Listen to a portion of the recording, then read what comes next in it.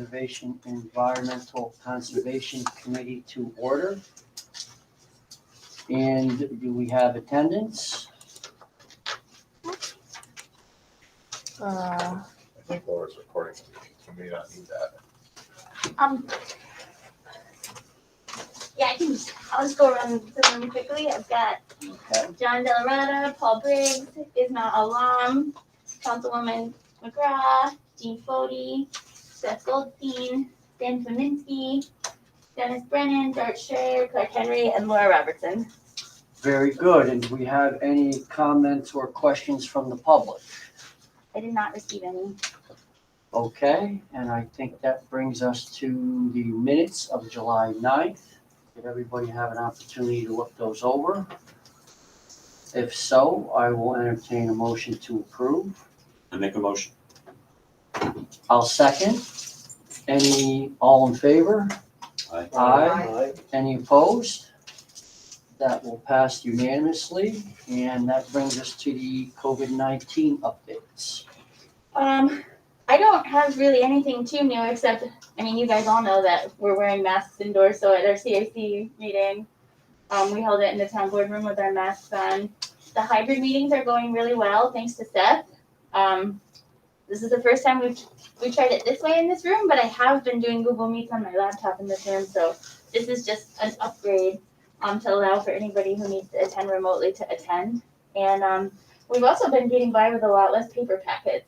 So Clark had done this analysis pre-COVID about how much the paper packets were costing us staff and paper. The one silver lining, I guess, is that we just went kicking and screaming into the no paper packet world. And it's been working so far. A couple people need them, but it's like 1 out of every 4 or 5 instead of 13 packets. So. And yours are the worst, paper-wise. Well, I think the town board beats me. I don't know. Sometimes it depends on the meeting. So, yeah. So that's been going really well. Did you want to have anything? No, it's good. Yeah. So we'll just keep doing what we're doing unless something goes wrong. Very good. That brings us to resolutions. And the only resolution that we have is really just a carryover of what we discussed last meeting. In your electronic packets, I sent out an updated plan of Eastern. Has a little more green space. We worked with Schenectady County to come up with something that was a little bit nicer for the area. And I'm still working with the Architectural Review Board on the facade. But the town board held their public hearing on Eastern Parkway. I don't believe anybody spoke in my memory. And, we've been working through some of the concerns that the CAC had on that project. The planning board has things, and the Architectural Review Board is really key on this one. So my recommendation to you guys is that we're ready to take action on the special use permit. The planning board's recommendation, they're still working through it, but it's very likely going to be that you would grant it.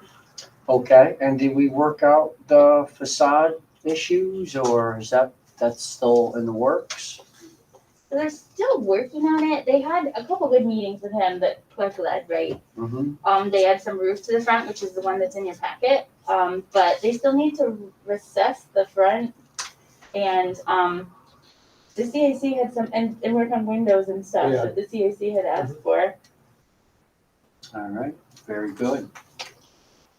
And I believe Mr. Clark Henry has a presentation. Well, just a slide or two. All right. A couple meetings ago, ISMAT asked us to look at the second half of the year budget-wise and how it would compare to the first half of the year. So we took that opportunity to look at building permits and how things were going on in the building department, because that's where the majority of the revenue comes from. So we have a couple little summary here. I'm going to go really quickly, but we can send this to you and you can all look at the data a little closer if you'd like. So you want to go to the next thing more. So this is just a summary slide. We took 2021 year to date through July and compared it to a 5-year average of 2015 through 2020. And surprisingly enough, 2020 starts out really strangely, obviously with COVID, but then it actually normalizes and becomes quite normal for the back half of the year, which is really interesting. So we looked at 2021 to a 5-year average to try to smooth out any bumps here and there. And building permits are up 36%. So we're up 153 permits. permit fees are up 85%. And the thing that's really interesting to me is we called it project valuations, the amount of, call it almost improvement or investment in the town from builders and developers and homeowners. That's up 216%. Wow. It's up $26 million. So to me, that's a really nice sign of people either investing in the community or investing in their properties, which is really nice to see, supporting the trades, construction, all kinds of things. One thing we did notice, although we got off to a really strong start through March, April, May, based on the 5-year average, we anticipate that to normalize right out for the second half of the year. So I don't think that big boom is going to continue because it seems so closely tied to the construction season, as you'll see in a minute. So building inspections are up about 34%, about 516 inspections, and complaints are also up 16, which is interesting. If you heard the update on the airline industry and the rising complaints in the airline industry, it's like astronomical. So we have to kind of decipher, are those as a result of the pandemic and things, or what can we do to minimize those complaints? Okay, so other the rising complaints, is there a potential opportunity for us? It's not complaints about our department, it's a complaint from one neighbor to another neighbor. Yeah. Oh, you are on your own. Yeah. Okay, so you want to go to the next one? Never. But it's just a really nice effort by the building department. I think it's really important to have some feedback to people and show them how their day-to-day efforts contribute to our goals, and it's just a great thing to see. So here's building permits. The blue is 2021. You can see how we really spiked in March, April, May this year, and you'll see that pattern mimicked as we look at the permit fees. But you can already see it's starting to come back to kind of the normal 5-year trend line in June and July. So if you want to go to the next one. This is awesome. This is a really interesting slide. This is each year plotted there, 2015 through 2021. 2021 is the top darker blue peak you can see. And you can see the 2020, the maroon, just kind of tank in March, April, May, which is, that's COVID. But then you can see how the rest of 2020 just fits right kind of into that trend that we normally see through the 5-year period. The other thing that I found interesting in this is it appears that the projects that got stopped in March, April, and May of 2020, they didn't pick up in July or August. They basically waited a building season, and then they started in 2021. And that's why we have that big peak in 2021. So this, to answer Ismat's question, we're predicting that we're going to be basically the same as our typical 5-year average building permit wise for the rest of the year. Where is the vacant building registry that we started a new program this year? Yeah. Yeah, that's not included in these slides. Do you see any, because that would be my next question, are you seeing any? Yeah, we've got a list of Cliff Ken's been working on it, maybe Okay. 20? Or is it 20? Yeah, I'd say probably about 20. Oh, wow, Okay. awesome. Okay, and I saw the 5G also, the first 5 permits. Yes, the first 5 permits were, and I meant to put that on the agenda because we'll issue the permit, but I believe you guys are gonna do that. You guys are gonna bill for the annual fees. on Yes, those. yes. Okay, so Linda will give you the spreadsheet and then you'll just bill from there. So let's just flip through these. I won't even say 2 words about them, but we can email them to you. Yes. That's just the permit fees. You can see it matches the permit, but you can see it starting to trend with the 5-year. Yep. There's project valuations. So some really high dollar value projects went into 2021. And it's probably, if we dug a layer deeper, it's probably Rivers Ledge and, some of the other bigger developments for sure. And so I think this is building inspections. You can see how, it really jumped out at me what a pattern there is to our things. It's the building season, and it really closely follows the pattern. It's just higher, Yeah, quite a bit. that's quite a bit of building Because that's a inspection. 5-year average line and that's Right. our year, and you can see it's, it's like 100 higher. Yeah. more than 100 What's higher. up 516? Yeah, actually, exactly, building so. inspection. So Do you think this trend will continue? I think, When we're running out of, yeah, I think that will I think that will probably follow the increase. It'll drop off like they always do in the back Right, half of the yeah. year. But I bet you they'll still remain high because of Rivers Ledge and some of the other bigger projects. Yeah. And there's complaints, we still need to dig into this a little bit more. Again, we're probably, it's interesting how they really rise during that April, May, June as spring comes and maybe the grass starts getting long and things like Yep. that. And then I won't go through these, but then we have the individual yearly trend charts that you can look at, so you can compare year to year. This has a spike from 2015, which is from Iroquois Village. They So that's came and good. paid all 8 of their Yeah. building permits So. in one day. Wow. So I know that. Yeah. So we just looked a little of that, but we'll send that around. That's good. So don't go through all the rest. Oh, okay. Anyway, okay, thank you, That's this is very helpful, thank you.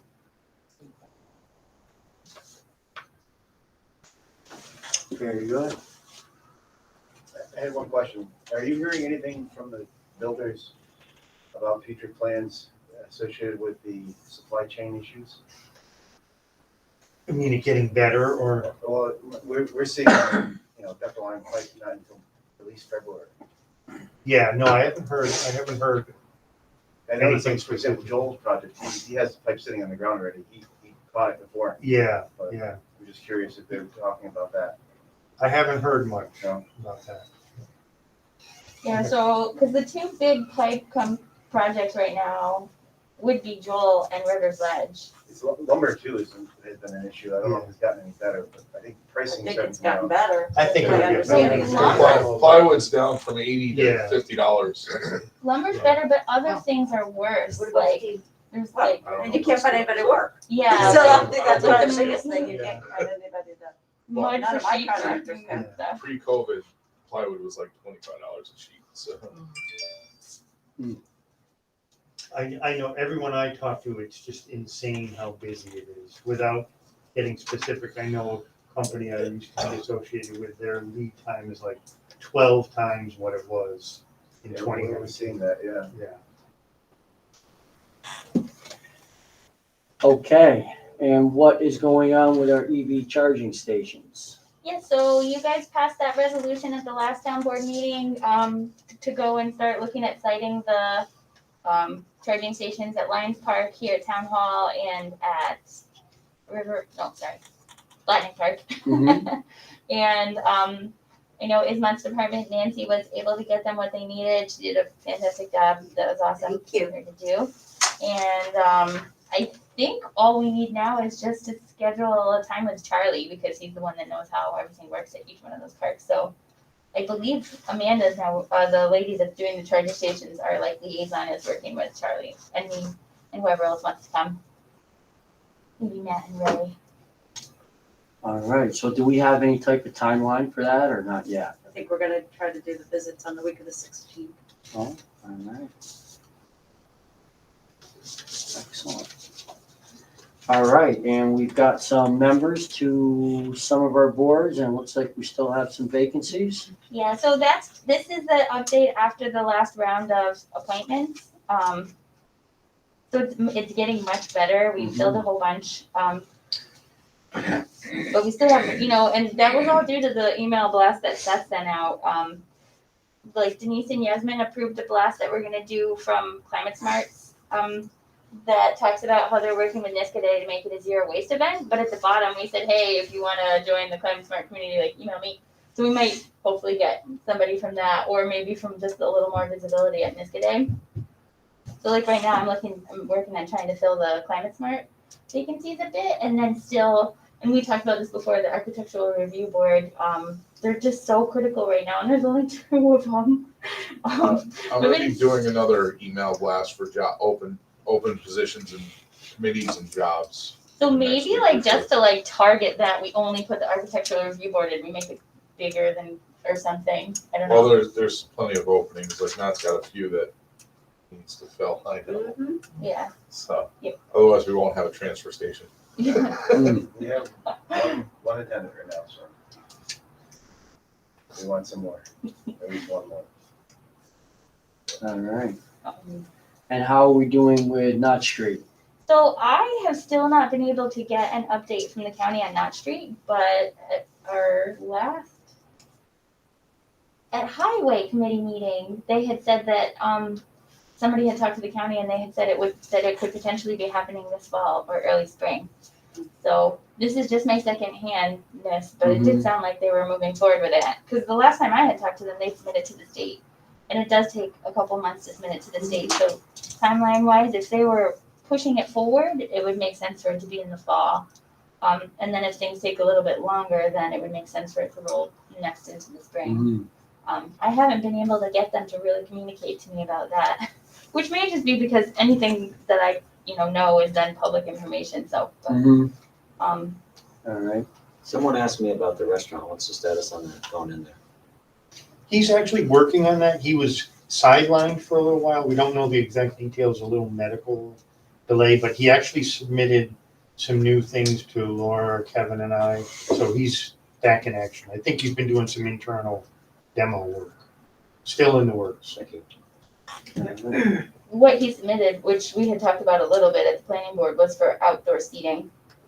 So that ties right into the county project. It does. We got lots going on with the planning board. What do you want to start with? Yeah, so the upgrades to the Mohawk Club, I didn't put the design drawings in there because they're a little bit chunky, but they've got a bunch of like maintenance buildings, Big maintenance building. and they basically want to consolidate them into one large, nicer looking building where their maintenance facility is. It doesn't look like it needs anything but a pretty simple planning board site plan and building permit, so I don't think it involves the town board, no special use permits, just changing out some of the buildings. It is a bigger building, so there's some stormwater. So I had sent it to Matt and Josh because they're adding impervious. They've got some stormwater stuff in their drawings, but I think just from glancing it over, that consolidating kind of older maintenance buildings into one large, nicer building should help. And it does look like a decently expensive project, so. All right. And then I'll bring up the signage for you guys. Knott's Landing, they would just like a monument sign at Knott's Landing East, the new project, so. They put in an application through Ray Sign. We had them look at the Knott's Landing sign just to make sure that it would look relatively similar. It's in your packet. I think that it looks pretty good. The planning board's gonna look at that on Monday. But I do. All right. And then for Rivers Ledge, you guys approved the plan unit development for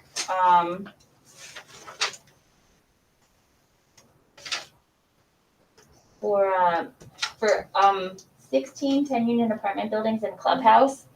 Rivers Ledge has been, this is like their third really big apartment complex, and they do like surveys with their residents from their other ones, like Stone Ledge and Starbuck Island, to get a sense of what amenities people want. And from their surveys, and because of the topography of the land, they came up with an additional building that they want to add. So I'll just like zoom in on here if you guys can see it up there. These guys, these are like the 10-unit apartment buildings that you guys all saw when we did the plan unit development. And here's the clubhouse. But the clubhouse is really going to be for picking up mail, picking up packages, office. Where's the clubhouse, Laura? This is the clubhouse right in the middle. Can you see my All cursor? right. Yep. Picking up packages, office stuff, logistics, and then they've got obviously their outdoor pool, and I believe those are like cornhole thingies or something, okay. right? And then they had originally had a putting green, but because apparently people like to play golf all year round, what they did was they would like to swap the putting green out and put a virtual golf simulator in this. So this is the new building they want to add over here. It's At the very left, at the Yeah, bottom. this the guy. far left. Okay, right there, yeah. So it's like probably the highest or one of the highest points on the whole site, and this is a pond right here. And so essentially this building would like look over the pond out to the Mohawk, and it's got, put it up here. There's an image of the building as well. It's got like, It's a nice building. oops, these beautiful windows. Yeah, it's really nice. So these windows would be looking, oh, sorry, it takes a second for that to catch up to my computer. Would be looking out across the pond, and like the inside of it has exercise equipment, it has table tennis, all kinds of things. And the one concern that, and I don't know why it's not updating on mine. So it's not just a golf thing, it's like a recreation it's So center. it's Fitness called a center. recreation center, yeah. Mhm. And I mean, like, I don't actually need to update it. The one thing that, you know, the planning board has been working and the CAC has been working with them on is that it's about 12 feet from the edge of the property line, and this is the Mohawk Hudson Bike Hike Trail. So, we don't want it to like overshadow or negatively impact that trail. And, so they've got some screening going on. They've got, they're looking at shifting the building a little. We talked about maybe using more aqueduct stones to make like a kind of berm just to kind of set the path down away from the building. But generally speaking, I would say the boards have been favorable to allowing the amendment, and it seems in keeping with what the town board had approved. So as long as we mitigate any impacts to the bike path, we've been letting them move forward. Yeah, the CAC was looking at different colors rather than the white. Yeah, Because the That white's would kind be of stuck, nice. like green, might. yeah, Mhm. yeah. Yeah. That would be Oh, good. yeah. Do you want me to zoom out a little No, bit? no, that's perfect. So one of the things the board is looking at, these buildings are all 22 feet roughly from the bike path. So they've asked him to move it back 22 feet in line with the other buildings, or possibly rotate it a little bit this way to pull it away from the bike path. Mhm. They like the view of looking out over the pond, and you can see down towards the river. So there's a little compromise going on there, as well as possibly building a little bit of a berm right across here just to shield it from the bike path. So, Do you know how many of those buildings are gonna have a river view? they did at the last planning board meeting, they talked a little bit about the rental rates, and they did vary whether you were closer to the river or not. Because they don't all have a view, I wouldn't think, Right, right? no, yeah, There it is. Oh, That's a that's new nice. building. yeah. Wow. Yeah, I mean, I think that it depends on where you are on the building, but I think each building will probably have a window or two Yeah. that can see the river. Yeah. And, Right. but That's what- like, that's you know, what it I said. depends on the orientation of the Mhm. building and stuff like that, and obviously they charge more for the river Yeah, view. Yeah. sure. Yeah, the Riverview ones, I actually, they're about $3,000 for the Yeah. 2 or 3 month. bedrooms on the front, yeah. Okay. Right on the river, about $3,000 a month. That's pretty pricey, you think? And there's already a waiting list for that? There's like, what did he say, like a 30 to 40% waiting list Yeah, already? waiting list already. Is there? Well, Yeah. The GE guys, maybe? I had a client I sent down there and she wasn't all concerned about that price. Yeah. I'm just saying, Yeah. I can't even, but anyway. Yeah, here's the inside I was talking about. It has a doggy wash station. Here's the golf simulator. I know. And then this is the, you know, like this is what you guys approved with phase 1 is up here with the potential addition of the recreational building. But this is phase 2 that they're still working on. And that's the age restricted one that could have like an indoor pool and would have maybe commercial at the bottom that would allow like a coffee store or something for people who are going up and down the bike path. mhm. That's not, hasn't been submitted yet. All right. But they said they are going forward with that. Yes, Yeah. yep. It's gonna be smaller than what was originally proposed because of the Army Corps permits that are necessary, but they are moving forward with it, yep. And then just quickly, we talked, Target has those drive-up pickup lanes. They're like striped red in the parking lot. They're gonna be adding like maybe 4 to 6 more. Tangles on Route 5, there was a Tangles hair salon. We had a guy come to planning board at the last meeting. He's gonna take that building over. Apparently it was a COVID casualty, sounds like. And the ladies that were there moved out, but he wants to move in and his business is gonna be called Scalp and Hair Design.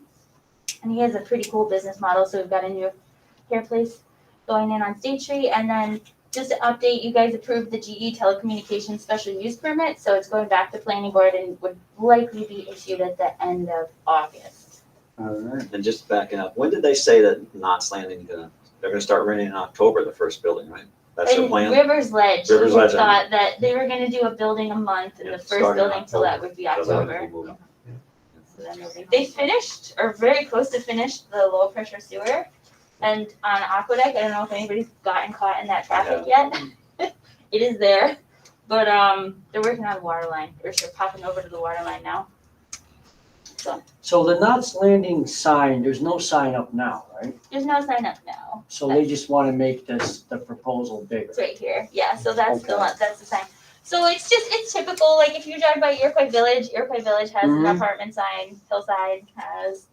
And this one isn't really any bigger than any of the other ones that we've seen. It's just, wayfinding and branding of their building. So it doesn't look out of character with what we've seen before. Mm-hmm. The Knott's Landing people, so the Knott's Landing people are the condos that are there already. We don't like sharing their name, but they didn't. The planning board didn't want to fight that battle.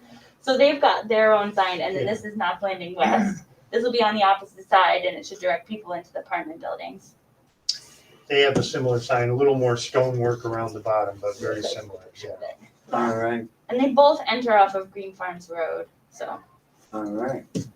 And speaking of signage, I've had some questions with political signs. Do we have what are the dates for signs going up?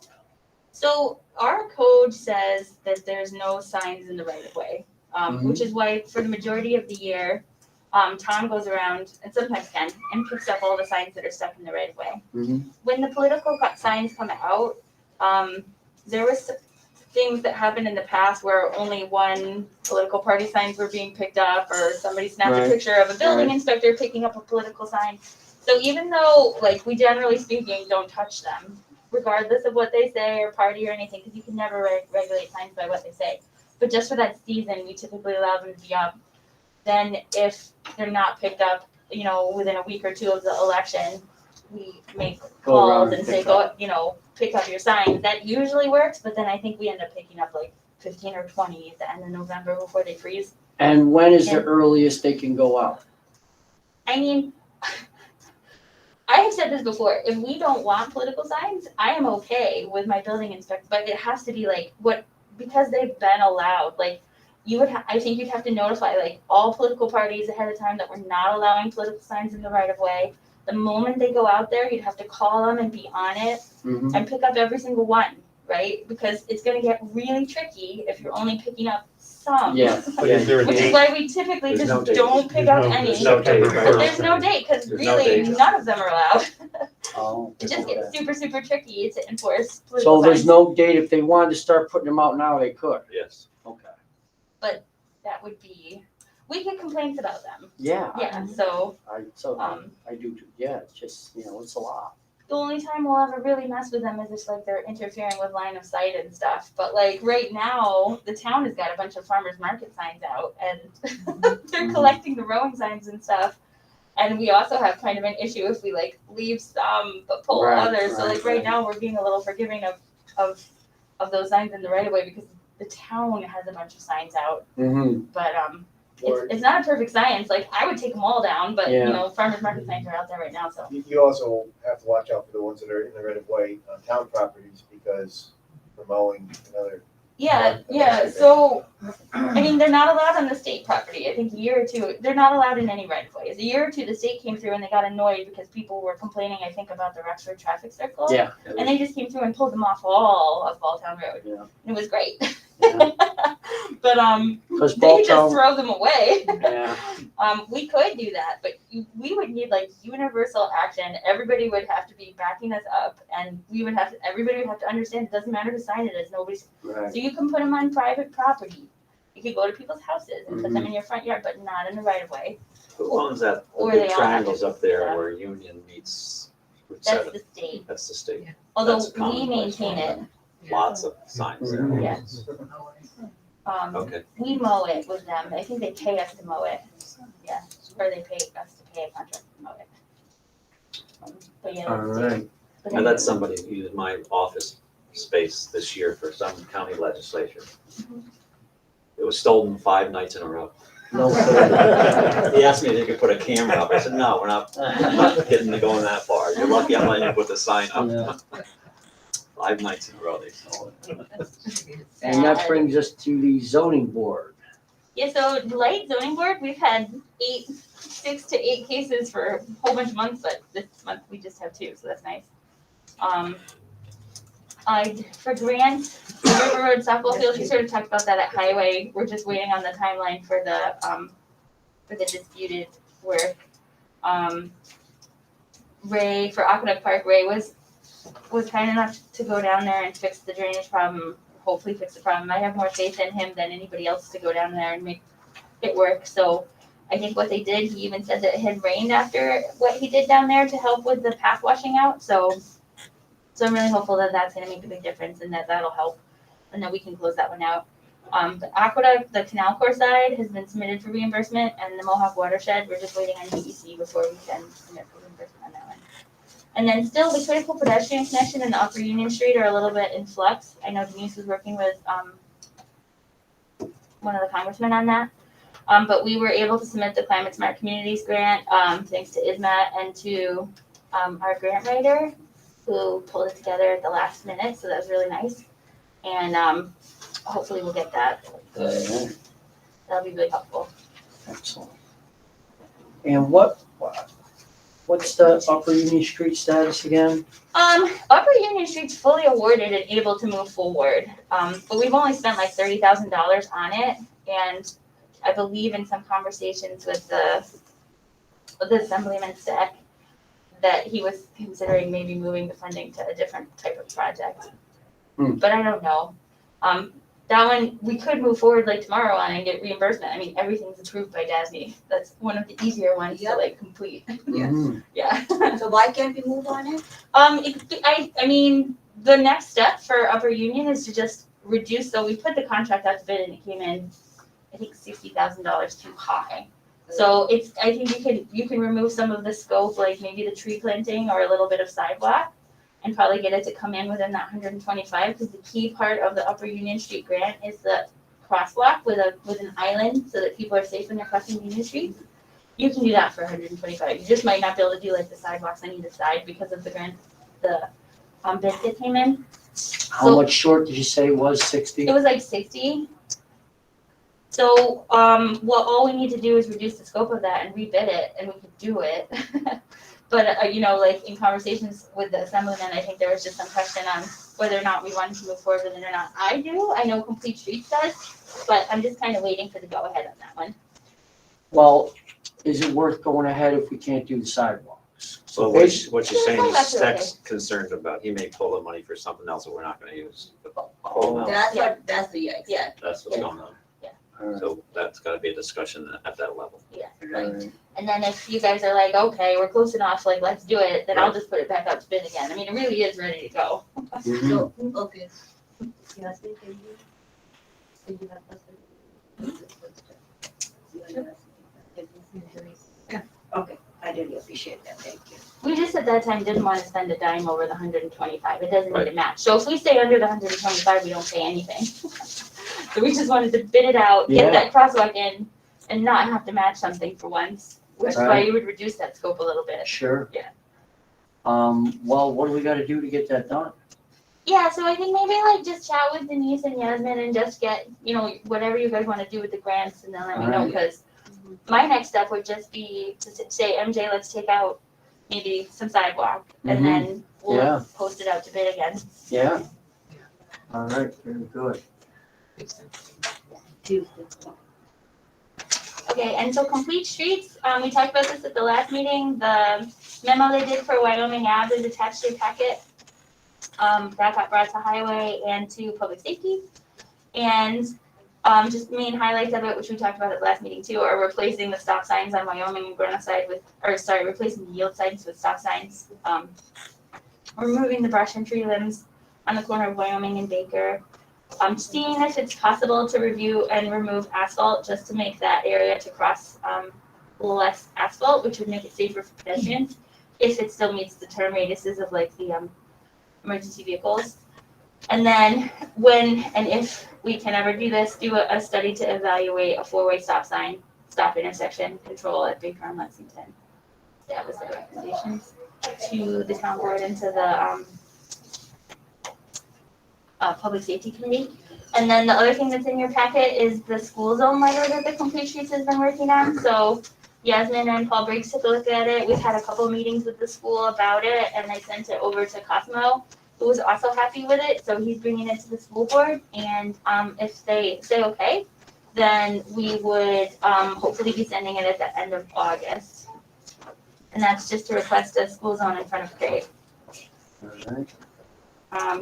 I've said this before, like, we are in a really advantageous time right now to do a block of sidewalk on Plum Street. The school's even willing outside and above its bonding stuff to do their part of the Plum Street sidewalk. So if the town can put together, just a block of sidewalk, we can coordinate it with the school, and we can really help with the safety of kids that are coming from like Van Antwerp to walk into Hillside. Mm-hmm. So like if you guys are reviewing anything, we wanted to do one thing, and it's not going to be very expensive for Complete Streets to help with our,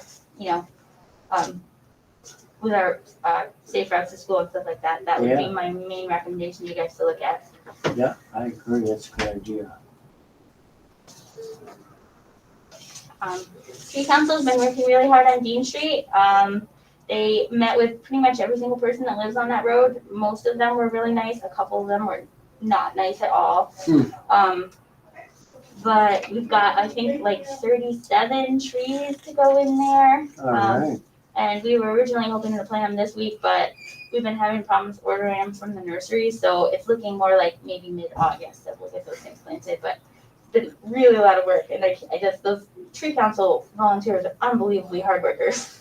and where are they? They're just gonna be along the road in the Yeah, they're gonna county be right street away? trees, Or yeah. Alright, So, and then Conservation Advisory Council sold a bunch more pesticide-free lawn signs at the last farmer's market. So excellent. that went really well. They still haven't heard back for their grants mill and natural resources inventory, but they reached out to the Niskuna Foundation, and those people said that they had gone on vacation, but they should be looking at it shortly, so we'll know if we can move forward with that. So that's kind of exciting. And then we're gonna reach out to Joel today to see if we can move some flowers from Kelts over to the Lomo place at Blatnick Park. And if he says yes, we'll probably be working on it this weekend. So if you see Alright. cars with weekends driving up and down River Road, that's what's going on.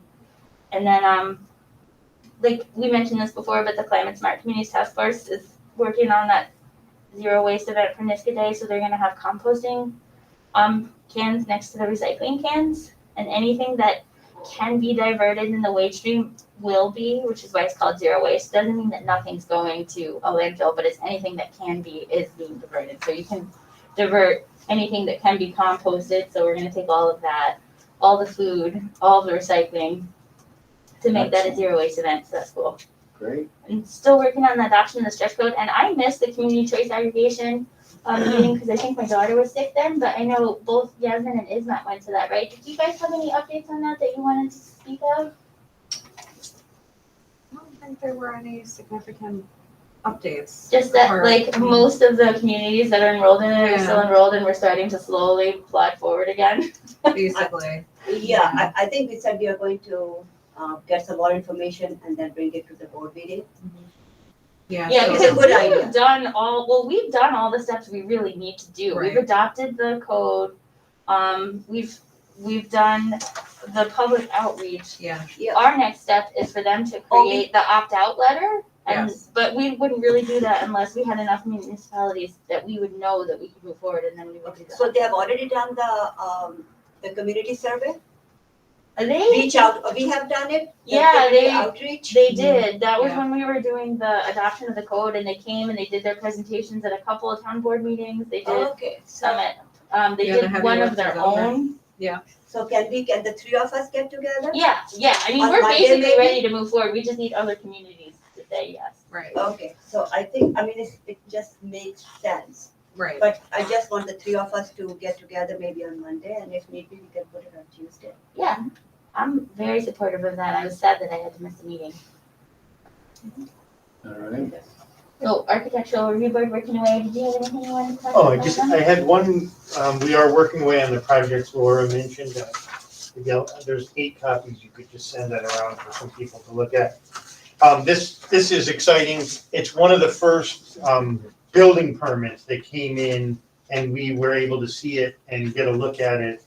So the ARB is giving some comment to somebody on a pretty significant addition to their house. It's a little hard to see. The first page is one of the architects from the ARB's comments on some potential changes. The second page is what was originally proposed. So this is kind of part of an untapped area for the Architectural Review Board to help individual homeowners on additions and renovations to their house. So we're the applicant in this case has agreed to meet with the Architectural Review Board, which is, again, it's free advice, which is great. Mhm. So this is significant to me because it's one of our first activities involved with just a building permit instead of a bigger planning board project. Mhm. So this is where we really think the Architectural Review Board could almost make a bigger impact with Sure. individuals modifying their homes, Mhm. preserving the value by not doing something that's out of character with their house. In the neighborhood. Yeah. Great. So to Clark's presentation, the building department is, even though it's come down a little, it's still over a 5-year average. Yeah. It's still very busy in the building department. I didn't have any specific enforcement issues unless anybody has any questions on any of the things that are going on. I feel like we've talked about them at some of our other meetings. And then I've got Council Road sidewalk on there per promise, John, but I don't think we've moved forward with it at all. I was gonna go back and see what our next steps were. I know at the last meeting, Paul, we had the Fillmore land sale on there, and I was just gonna like double check some stuff with you, which I don't think I did. So maybe sometime we can just double check that one. But I didn't know if you had anything else you wanted to add to that. No. Okay, and then our other big one, I mean, I've got one enforcement Oh, issue, sure. just in case people run into it. It's a little thing I've been, one of the people on the Architectural Review Board lives near Brookdale, on Route 7, I believe. And Waste Management has been consistently emptying the dumpster at like 5 AM or even before 5 AM. Code says it shouldn't happen before 6:30. So it's been an ongoing education for me to the red tape of trying to get through to Waste Management. I've talked to a couple different people who have entered a ticket to go to the dispatcher to change it. They still haven't done it. It may mushroom into something slightly bigger because obviously they've probably got some route Mhm. that includes Brookdale. So you moving Brookdale's pickup time an hour and a half, I would imagine is gonna have a ripple effect on Sure. other places. So it's in the process of trying to get worked out. We may ask the yeah, police department. we're at the point where we're gonna ask for police enforcement because we've, I think, contacted them. I think Clark gave me an email summarizing all the work that we tried to do. I Yeah, think 7 we've times. given them numerous chances And to we had to do this, comply with the code. And how yeah. many people in this room are light sleepers? I can hear a loud pickup truck coming Yeah. down my street, Yeah. let alone a garbage dumpster. Yeah. Yeah. But Where's I think that's Brookdale? why the code is for 6:30. I think Where's that's Brookdale what- is right up here on Union Street. Yeah, no, I No, there's think 2 of them. Yeah. Brookdale is on Union Street, but Oh, there's what- another one on Route 7. Route 7. Oh. And so Yeah. it's pretty close to like. Is it the Holy Yeah. Redeemer? the home for dementia people? Yes. Yeah. Oh, okay. They had different names, and then Brookdale bought that one and the one on Union Street. Mm. So we have 2 Brookdales in the town of Niskuna. Yeah, the one on Union Street is nice. I had a client in there. Yeah, and it's- it is. very They're nice. actually Nice. both nice. Yeah, are the one on Route 7 The too? one on Yeah. Route 7 is awesome. I don't know how are they real expensive or? Well, the Yes. one on Route 7 is different, Yeah. but yeah. But we've been in contact with the director of the facility there. She's been trying to get some action out of Waste Management Yeah. also, so she understands the situation. It's a little bit $6,000 to $7,000 a month. Yeah. Yeah. We had this problem in Mohawk once where we tried with the pickup company, I think like at least as many times, and the only thing that worked was the police enforcement, because those drivers do not like getting pulled over by the police at Mm-hmm, 5 in the morning, so right. I'll probably send an email That to, disrupts their route too a little bit. they don't like Yeah. it. I'll send an email to Mike Stevens and then copy you, just so that, And what, they And would we know get, what day they come. yeah, we know the Yeah, day they and come time. Mondays and Yep. Thursdays. and what's the offense? What would they be ticketed for? It's against our code to Being pick it up rude. before 6:30. So is it it's a noise nuisance? Is that what they're getting It's just a ticketed? code Yeah, violation. it's a code Yeah. It's violation. not a new, it's just a code, there's Mhm. violating the time restriction. Yep. And when a policeman says it, it's Mm. a little bit heavier than when Clark calls them. Mhm. Already does it on a routine basis. Sends the policeman to enforce the pickup, yeah. Yeah, and so the very last thing is something that we've been working on for a long time, but I feel like the more we work on it, the better it's been getting. And we've been talking about it at the planning board, and that's the historic preservation code. So I know you're working on another draft round, but we're gonna get there soon. I think the last month's minutes said we were on draft 3. We're working on Five. draft 6 now, Six. right? Yeah. It's very interesting, it's because the idea is what level can we enforce something happening to an historic home? If, say, for instance, they want to demolish it as the example we've been working on, and it's an argument between how long can we delay the project so that we can look at it and make a decision whether there's a historical impact. It's caused some very interesting discussions on the board, because from a legal standpoint, it's an issue of a taking. I want to take this house down, and you say I have to wait 6 months. Now that's sort of the extreme, but it's a good discussion, but it's worth the discussion because there's some good homes in the town. And then the other discussion we're having is about what constitutes an historical home. You know, I learned from listening that the state uses 50 years.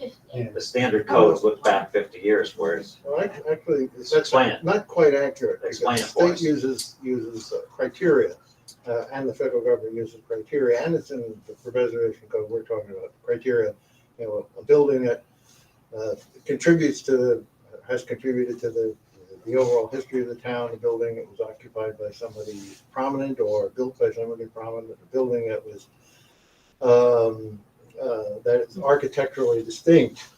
So those are the criteria for a historic building. But the federal government, the National Registry, says even if you meet those 3 criteria, it has to be more than 50 years old. Oh. So it isn't really just the age, Mm. but by and large. But yeah, 50 years is the cutoff. so we'll probably be at least another 2 versions before we're ready to send. Yeah. But we had a Have a lengthy public discussion hearing. even at CAC last, Yeah. or on Wednesday night about it. So I definitely think it's really important. We'll keep moving it forward, and we want to just keep it Yeah. coming through here. I know Denise had a question, that is this a new committee? And it's really not. Like, we're talking about the committee that would review historical homes is obviously the historical committee. So if it has a slightly different name, maybe we can just make sure they're consistent. But we're not talking about creating a new committee. We're just talking about using the historical committee to review properties, and they're the ones that are going to be doing the I think the historical the preservation commission that's going to be created by this would be a new. Oh, it would be a new one? arm, yeah. Oh. Yeah. I didn't And understand the that. histor- Never Well, mind then. because, and that's their sole directive, is to Oh. be in a position to do something about it.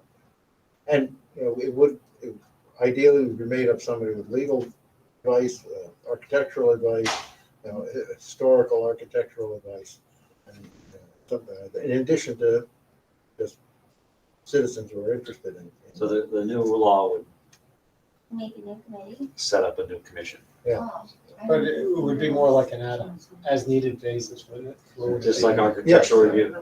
Yeah. I wonder if we could like. move I mean, it. I think one of the Combine with challenges, architectural review. Yeah, that would be a good idea. Yeah. I mean, one of the challenges we face, if you One look less. at what happened on Van Antwerp, the CAC saw it and flagged it, but that was just because it was a subdivision. Mhm. If it wasn't a subdivision, it wouldn't have gone through the CAC. So in a sense, the building's has no oversight. If somebody comes in, wants a demolition permit, they're not doing anything else to the property. Yeah, and then they could take something that was very integral to the history of the town, and this unit down in 14-day review. Was the But town this board could have to be- vote Could be added to to make Clark's it? purview. Yeah, because they'd have to go into As part code. of the architecture. Yeah, but each individual property though, was, So if someone came along at and some said point in that- time, it would take town board action. Yeah. If it's For each property. No, individually. So No, commi- the so way I the looked at it, commission- I looked at a lot of different codes. And I think the way that most communities do it is, if a house comes up and it's over 50 years old, the planning board looks at it, maybe refers it to this board, they look at it, and they make a decision that says it's not historic. So just, the permit gets, done. If the board doesn't, the architectural review board or the historical board doesn't take action within X amount of time, the demolition permit is issued. But if the board says, hey, this is really critical and important to the town, then it goes into an extended review process. And then at least what's done in Bedford and some of the other communities is the board can make a designation saying you can't demolish the building. But they can appeal to the town board, and the town board can override it. So I don't think the town board would see very many at all, because in general, most houses that are over 49 years would just get a demolition permit. It would just be the few places in town where there's something really important, it's worth having a discussion, potentially saving the building. But it depends on how far the town wants to go. I'm just thinking, if someone wanted to fight it, who would ultimately would they have to go to get? Supreme Court. Ultimately, it would be in Article Article 78, I 78, guess, but But I mean, but the boards are all appointed by the town board? Yes. And the town board would be sort of the oversight of everything that the board did, and then if they truly disagreed with what the town board said, it would be an Article 78. I mean, these are fairly common in a lot of communities. It's kind of interesting when you look at it. There's a lot out there. Yeah, so if you guys, I know that was a big code and I only sent it out to you last night, but if you want to take a look and read through it, just let me know if you have thoughts. We do really want to get it to a place where most people are comfortable. We'll never get 100% agreement, but we want to get it to a place where I think most boards and committees in the town board are comfortable with it, and then we're going to bring it to a public hearing at the planning board. We'll try and get some publicity on it, and then we can bring it to a public hearing at the town board. And then see if we can go ahead and adopt it. So that's all I have. One thought, Dennis, when I was reading it, maybe this is just a thought, is maybe possibly flow charting it a little bit for people to understand as you're skimming through it. Even as we're just reading it and looking it over, it's just something to take around. That might work. Yeah. Laura, did we make anything going on with that Consol Road sidewalk? I did not move forward with that. I'm keeping it on the agenda because we said we were gonna keep it on the agenda until Alright. something happens, but I just have so much going on. That one is Okay, usually falls through the cracks for me. yeah. I get it. All right, does anybody have anything further? If not, I will make a motion to adjourn. second. All right, anybody opposed? And we are adjourned. Thank you all, enjoy your I'm weekend. sorry I didn't get back to you. We had a family thing going on. I realized on Monday morning that I didn't get it, so I went over and gave the copy to Clark because I was at work and I can't email anything out.